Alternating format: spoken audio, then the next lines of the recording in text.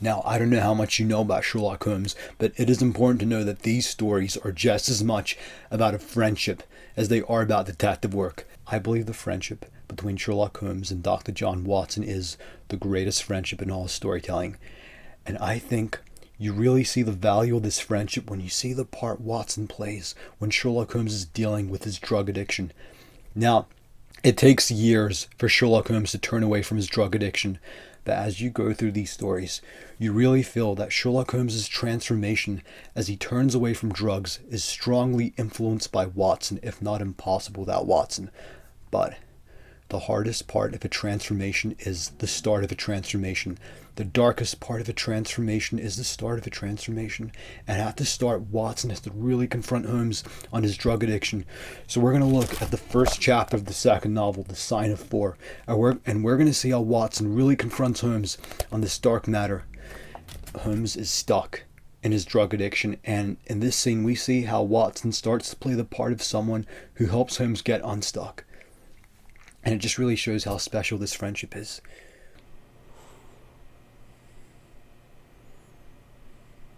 Sherlock Holmes took his bottle from the corner of the mantelpiece and his hypodermic syringe from its neat Moroccan case. With his long, white, nervous fingers, he adjusted the delicate needle and rolled back his left shirt cuff. For some little time his eyes rested thoughtfully upon the sinewy forearm and wrist, all dotted and scarred with innumerable puncture marks. Finally, he pressed down the tiny piston and thrust the sharp point home, and sank back into the velvet-lined armchair. 3 times a day for many months I witnessed this performance, but custom had not reconciled my mind to it. On the contrary, day by day I'd become more irritable at the sight, and my conscience swelled nightly within me at the thought that I lacked the courage to protest. Again and again I registered a vow that I would deliver my soul upon the subject. But there was that in the cool, nonchalant air of my companion which made him the last man on earth with whom one would care to take anything approaching to a liberty. His great powers, his masterly manner, the experience which I'd had of his many extraordinary qualities, all made me diffident backward in crossing him. But upon that afternoon, whether it was the bune which I had taken for my lunch, or the additional exasperation produced by the extreme deliberation of his manner, I suddenly felt that I could hold out no longer. "Which is it today? Morphine or cocaine?" He raised his eyes languidly from the old black leather volume. "It is cocaine. A 7% solution. Would you care to try it?" "No, indeed. My constitution has not got over the Afghan campaign yet. I cannot afford to throw any extra strain upon it." He smiled at my vehemence. "Perhaps you're right, Watson. I suppose its influence is physically a bad one. I find it, however, so transcendently stimulating and clarifying to the mind that its secondary action is a matter of small moment." But consider, count the cost. Your brain may, as you say, be roused and excited, but it is a pathological and morbid process which involves increased tissue change and may at least leave a permanent weakness. You know too what a black reaction comes upon you. Surely the game is hardly worth the candle. How can you, for a mere passing pleasure, risk the loss of those great powers with which you have been endowed? Remember, I speak not only as one comrade to another, but as a medical man, to one for whose constitution he's to some extent answerable. He did not seem offended. On the contrary, he put his fingertips together and leaned his elbows against the arms of his chair.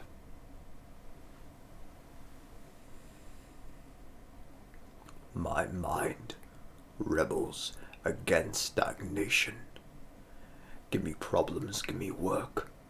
Give me the most abstruse cryptogram, the most intricate analysis, and I am in my own proper atmosphere. I can dispense then with artificial stimulants, but I abhor the dull routine of existence. I crave mental exaltation, which is why I have chosen my own particular profession, or rather created it, for I'm the only one in the world. The only unofficial detective. The only unofficial consulting detective. I am the last and highest court of appeal. When Gregson, Lestrade, or Athelney Jones are out of their depths, which, by the way, is their normal state, the matter is laid before me. I examine the data as an expert and pronounce a specialist's opinion. I claim no credit in such cases. The work itself, the pleasure of finding a field of my own peculiar powers, is its highest reward. I love this piece of writing. This piece of writing has literally changed my life, and I think the most important words are when Watson says, "How can you, for a mere passing pleasure, risk the loss of those great powers with which you have been endowed?" Watson is pointing out that Holmes's life is so valuable that he has no right to waste it away on a drug addiction. But what I love about this scene, it's not just Watson expressing how valuable Holmes's life is. Watson also gives Holmes an opportunity to express in his own words how valuable his life is. And I think the most important thing Holmes says is when he says, "I am the last and highest court of appeal." Holmes is essentially saying that for a lot of people, he's their last hope, but he's also their best hope. Imagine someone you really care about is missing or murdered. You have no way of knowing what happened to them, and you are desperate for answers. You're desperate for the truth, but no one's helping you. The police aren't helping you. No one's helping you. You have no hope. Or think about this. Say there's a crime scene, and you are innocent. But because of the way the crime scene looks, the evidence makes you look guilty. And because the evidence makes you look guilty, the law says you're guilty. So the world's against you. You have no hope. But you actually have one hope. You have one hope. Your one hope is an unofficial detective who happens to be the world's greatest detective. He's your one hope because he can find the truth. No matter how hard the truth is to find, he can see the truth no matter how deceptive the details are. This one man is your one hope. He's the world's greatest detective. But he's wasting his life away on a drug addiction. And I think this is the effect that Watson's words have on Holmes. Watson's words wake Holmes up to the reality that his life is so valuable to so many people. So many people would have no hope without Holmes. They'd be lost. They'd be lost without him. So many people would have no hope without him. So he has no right to waste his life away on a drug addiction. And I think a lot of people who love these stories feel that when Watson's talking to Holmes, some people feel that Watson's also talking to them. So I hope you feel that Watson's talking to you, telling you that there are so many valuable things you can do with your life. And whatever your bad habits or your addictions are, you have no right to let them stop you from doing all the valuable things you're meant to do with your life. So your bad habits, your addictions, whatever they are, I hope they don't get in the way. Whatever they are, I hope they don't get in the way of you doing all the valuable things you're meant to do with your life. And I hope you have a friend like Watson that points out how valuable your life is when you need it most. Again, it takes years for Sherlock Holmes to turn away from his drug addiction. But this scene shows the powerful start to an incredible journey that shows us how the power of human connection can overcome the power of addiction. It's a really special scene, and this aspect really highlights how special their friendship is. Now, this was my first time, so please be gentle. But every fortnight, I hope to do a video like this where I explore things I find interesting, and I hope you find them interesting. You know, I just want to make videos that you find insightful and interesting. I just want to share my love of these characters and these stories. Yeah, thank you so much for your time. I really appreciate it, and you have a lovely day.